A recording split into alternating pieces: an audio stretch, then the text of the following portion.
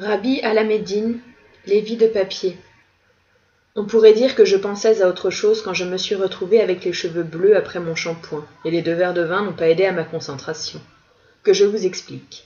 D'abord, il faut que vous sachiez ceci à mon sujet. Je n'ai qu'une seule glace chez moi, et encore, elle est sale. Je suis quelqu'un qui nettoie consciencieusement, on pourrait même dire compulsivement. L'évier est d'un blanc immaculé, ses robinets en bronze étincellent. Mais il est rare que je songe à nettoyer la glace.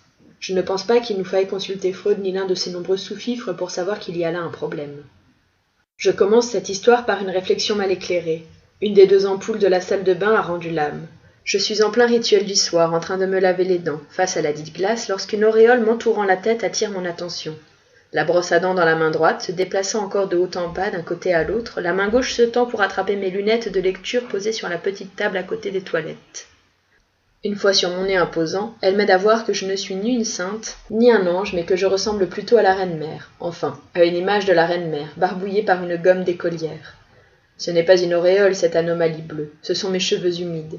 Une bataille de pigments fait rage au sommet de ma tête, un combat entre adversaires mal assortis. Je touche une boucle encore mouillée pour tester la permanence de la teinte bleue, et voilà que j'y laisse une trace collante de dentifrice. Vous pouvez en conclure à juste titre que le multitâche n'est pas mon fort. Je me penche au-dessus de la baignoire, m'empare du tube de shampoing bel argent acheté hier. Je lis les petits caractères, obligé de plisser les yeux malgré les lunettes de vue. Oui, j'ai utilisé 10 fois la quantité préconisée pour me laver les cheveux. J'aime quand ça fait beaucoup de mousse. Il se trouve que lire les instructions n'est pas non plus mon fort. C'est drôle. Les carreaux de ma salle de bain sont rectangulaires et blancs avec des tulipes bleu clair emboîtées, pratiquement du même coloris que ma nouvelle teinture. Heureusement, le bleu n'est pas celui du drapeau israélien. Vous imaginez ? Vous parlez d'une querelle entre adversaires mal assortis. Habituellement, la vanité ne me préoccupe pas outre mesure, ne me déconcerte pas plus que ça. Il n'empêche, j'avais surpris la conversation des 3 sorcières discutant de l'implacable blancheur de ma chevelure. Jumana, ma voisine du dessus, avait suggéré qu'avec un shampoing de type bel argent, le blanc serait moins terne. Eh bien, voilà le résultat.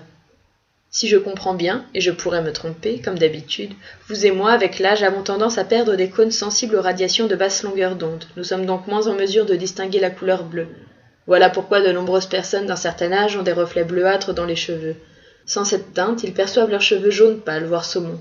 Un coiffeur expliquait à la radio qu'il avait fini par convaincre une vieille dame qu'elle avait des cheveux bien trop bleus. Mais sa cliente refusait tout de même de modifier sa couleur. Il était bien plus important que ses cheveux paraissent naturels à ses yeux plutôt qu'aux yeux du reste du monde. Je serais sans doute tentée de partager le point de vue de la cliente. Moi aussi je suis une vieille dame, mais je n'ai pas encore perdu mes cônes sensibles aux radiations de basse longueur d'onde. À l'heure qu'il est, je distingue la couleur bleue avec un peu trop de clarté. Permettez que je propose une modeste défense pour expliquer ma distraction. En fin d'année, avant d'entamer un nouveau projet, je relis la traduction que je viens d'achever. Je procède à d'ultimes corrections mineures, je mets les pages en ordre et les dispose dans le carton. Cela fait partie du rituel, lequel inclut l'absorption de 2 verres de vin rouge. J'admettrai également que la dernière lecture m'autorise à me donner une tape dans le dos pour me féliciter d'avoir achevé le projet.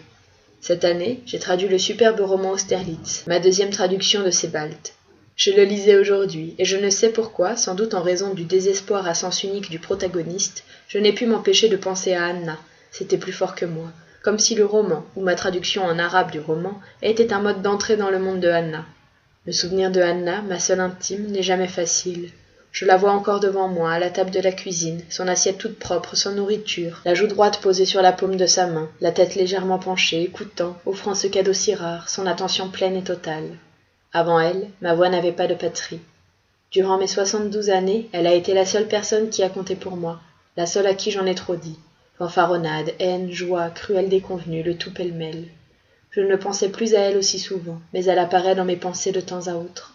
Les traces que Anna a laissées sur moi sont indélébiles. Souvenirs au goutte à goutte, vin rouge et un shampoing pour vieille dame, mélangez bien et vous voilà avec des cheveux bleus. Je me laverai les cheveux une fois de plus demain matin avec du shampoing pour bébé, ne pique pas les yeux, et le bleu, espérons-le, s'estompera. J'imagine bien ce que les voisines vont dire maintenant.